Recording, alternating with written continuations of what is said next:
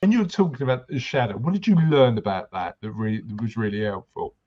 I think that, again, it comes back to the stories you tell yourself, really, that I mean, even if you look at counseling, for example, that very often that you even find out you're saying things that you'd want people to hear. So you end up people pleasing, and even in a neutral situation. What I found was by kind of certainly gaining the trust and then going through that process of trust, then you start to share more and more and more. Yeah. Then the truth starts to come out, and then you start to realize actually a lot of these answers that we have are hidden in the areas we don't delve into. So the extreme self-awareness piece for me is usually done if my energy isn't the best, actually. So if I dip a little bit lower, again, asking yourself the question, why am I feeling this way? Why am I thinking this way?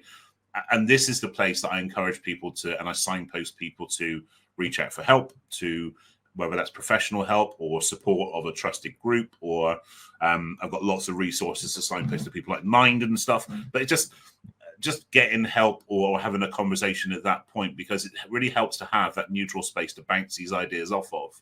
I will drive myself slowly insane otherwise. I love that concept of extreme self-awareness, and you're right, that's scary, isn't it? You know, because you are delving into the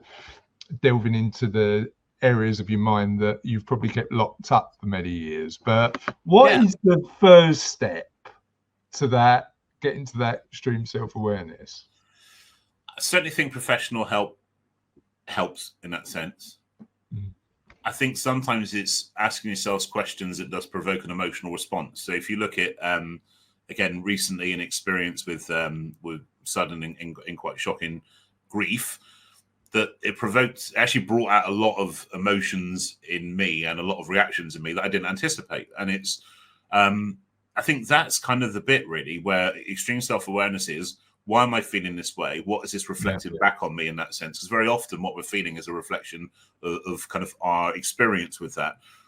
And I think it's also important to say that knowing what to do isn't always good enough. You can give people great pieces of advice, but it's really tough to take that advice yourself.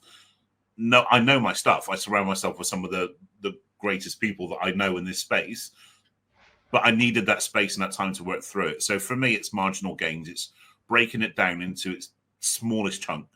So really starting to pick apart something in its smallest part to produce a bigger picture result or transformation or shift.